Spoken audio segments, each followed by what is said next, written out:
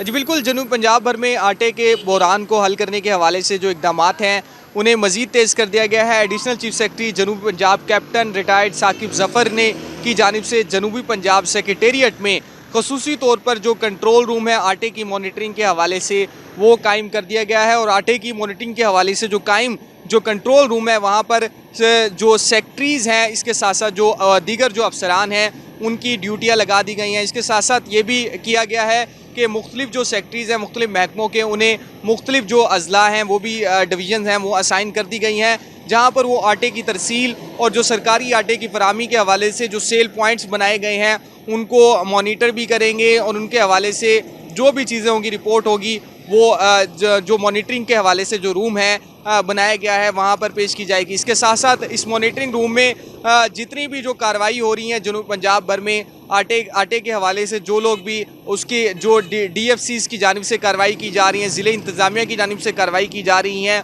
उसकी रोज़ाना की बुनियाद पर जो तफसीलात है वो रिपोर्ट है वो भी जनूब पंजाब सेक्रेटेरिएट के कंट्रोल रूम में बनाई जाएंगी। इस हवाले से एडिशनल चीफ सेक्रेटरी जनूबी पंजाब कैप्टन रिटायर्ड साकिब ज़फ़र जो हैं वो मुतहरिक हो गए हैं। और जनूबी पंजाब में जो आटा है, सरकारी आटा, उसकी शफाफ अंदाज में जो सेल पॉइंट्स के ज़रिए लोगों तक फराहमी के हवाले से फ़ैसला ये किया गया है। और जो कंट्रोल रूम है वो जनूबी पंजाब सेक्रेटेरिएट में इस्टेब्लिश कर दिया गया है।